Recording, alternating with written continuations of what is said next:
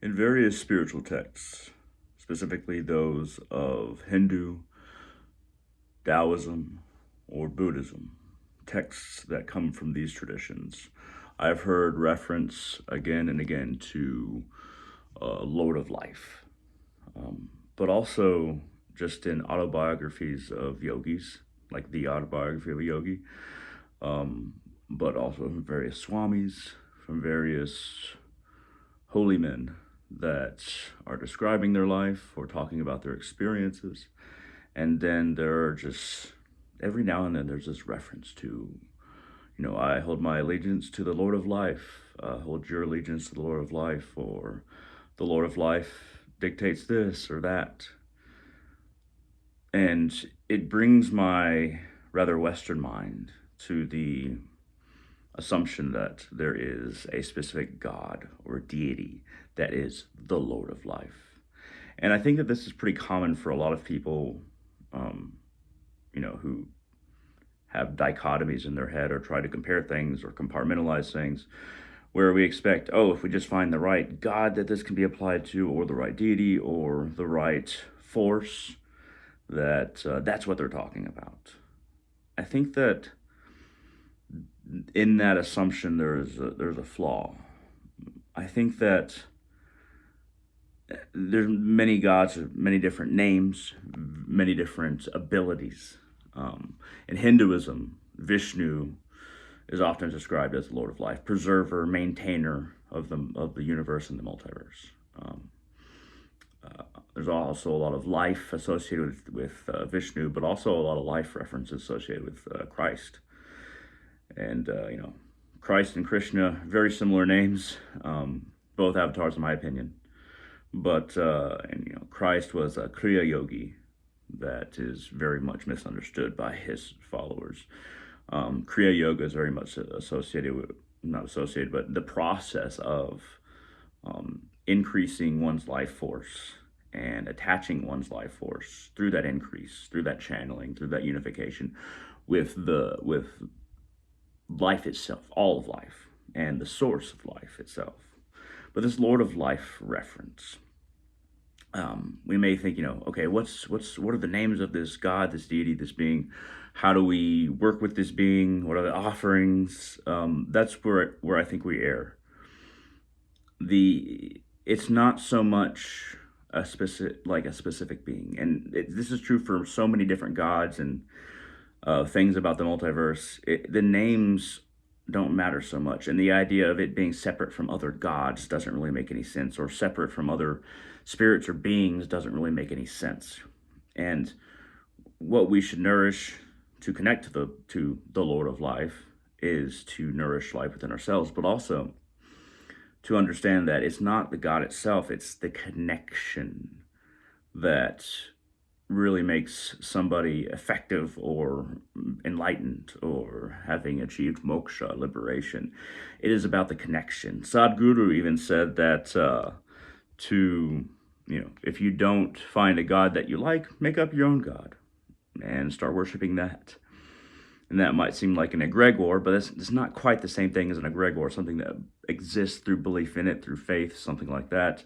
A being that is just composed in our psyche, and these psyches of multiple people who can have power just from believing it. It's not quite that. It is about not the God, the deity, but it is about cultivating our connection to that which is beyond, higher, inherent, deep within. And in working on that connection, doorways open. And it's not a being that opens these doorways, it's us that opens the doorways. It's us who work on that connection. And through that connection, we are connected to far more of the universe.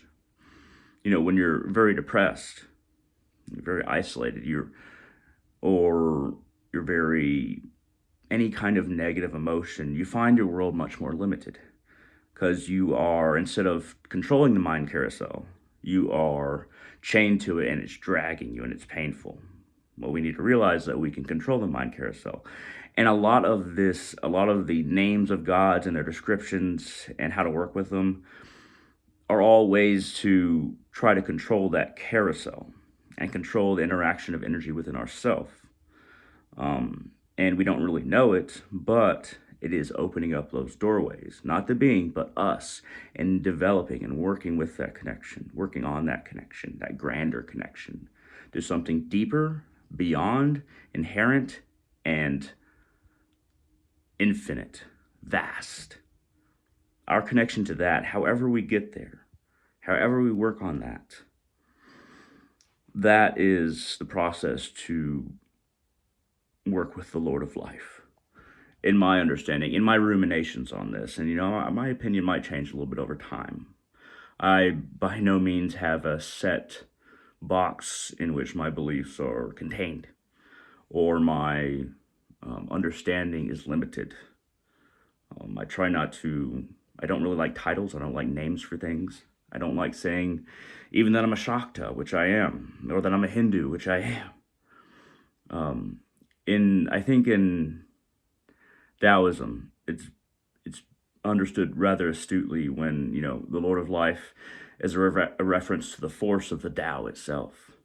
That is the force of everything as one. And the amount of pain or limitation as a life very much has to do with cutting ourselves off and isolating our little section of the Tao from the grander Tao, and becoming vaster, more connected, even more powerful, more enlightened.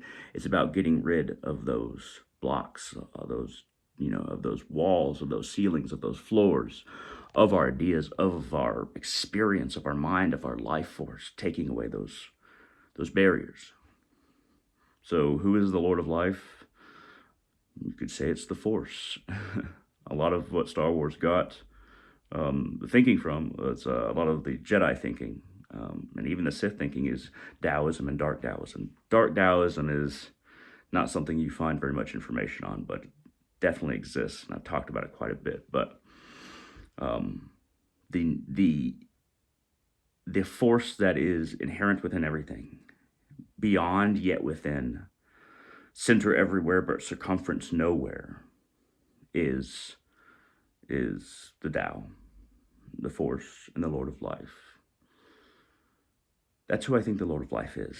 Not a who, not an individual being, no lines around a single character or a set number of names.